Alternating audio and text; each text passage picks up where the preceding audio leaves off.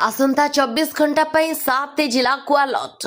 नुआपड़ा, कलाहांडी, बलांगीर, कंधमाल और बरगढ़ ए जिले में प्रबल वृष्टिपातर संभावना पाणीपाग विभाग सूचना।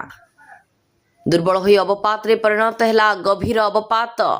एबे हा संबलपुर एवं एहार पार्श्ववर्ती अंचल रे सक्रिय रही। आज बढ़िबो वर्षार परिमाण। आसंता 24 घंटा पर बरगढ़ जिला को ऑरेंज अलर्ट जारी करा जायथिबा बेले झारसुगुड़ा, संबलपुर, सोनपुर, बलांगीर, नुआपड़ा, कलाहांडी, नवरंगपुर जिला को जारी होईछि येलो अलर्ट।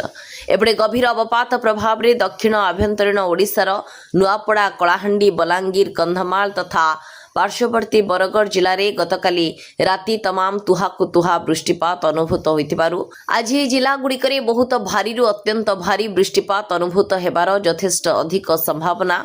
उत्तर ओडिशा उबुटुबु उछुलुछि बैतरणी, बुढ़ाबलंग, सालंदी, जलका, बालेश्वर, भद्रक, जाजपुर, मयूरभंज और केन्दुझर अनेक अंचल जलमग्न। रास्तार पानी चलुछि जेभଳି प्रखर बेगरे बैतरणी माडुछि। बुधवार सकाळ सुधा जाजपुर, भद्रकर अनेक अंचल को बन्या जल माड़ी जाइथिबा आशंका करा जाउछि। बैतरणी एथर मध्यम किंबा बड़ धरणर बन्या स्थिति आनिपारे।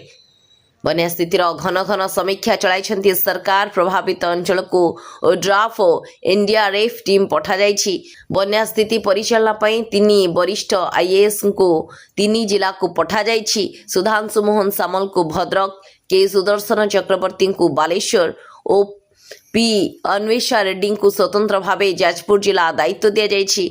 8 जिले में बुधवार शिक्षानुष्ठान छुट्टी घोषणा करा जाइछि। ब्यूरो रिपोर्ट सोनो न्यूज।